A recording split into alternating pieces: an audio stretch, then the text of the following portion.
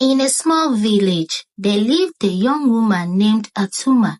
She was known for her striking beauty, with eyes as dark as the midnight sky. Her skin glowed even in the dark. But there was a shadow that followed Atuma everywhere she went, a curse that had plagued her since her childhood. She was a kleptomania. Atuma couldn't help herself whenever she saw something shiny or valuable. Her fingers itched to touch it. It didn't matter if it belonged to someone else.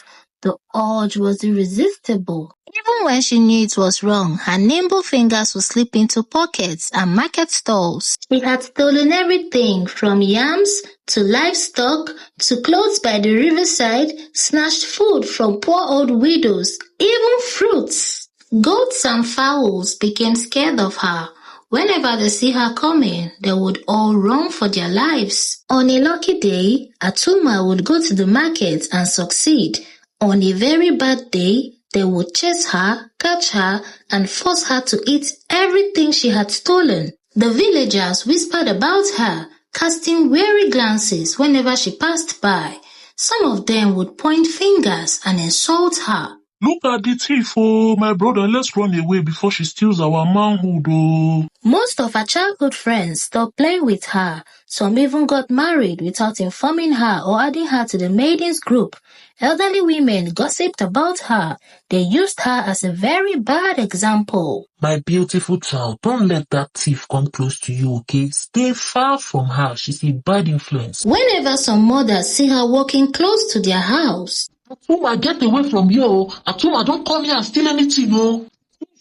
Thief. Atuma, if you come here, I will break your head with this pistol. Atuma, go!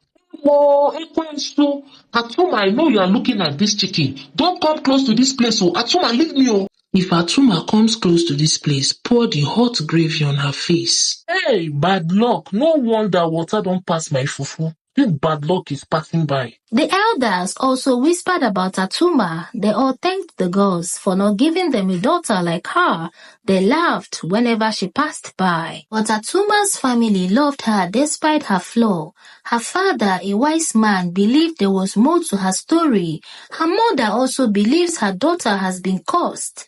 They both remember the time when Atuma was a carefree child, laughing and playing with other children in the village, until she started stealing at the age of 15. Her father's elder brother, Uncle Koboko, also showed concern.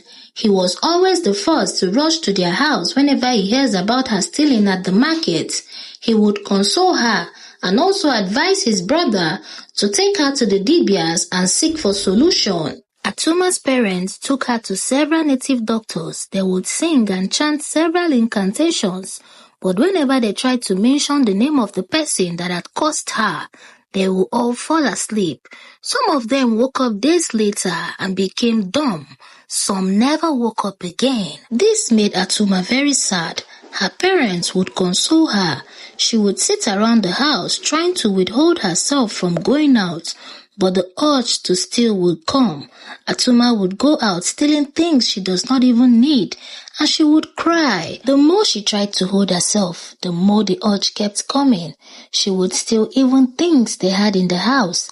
She would go to the river and steal clothes that were not even as good as the ones she had. Young ladies in the village kept talking about Atuma, and the young men avoided her like plague. But suitors came from neighboring villages, drawn by tales of Atuma's beauty.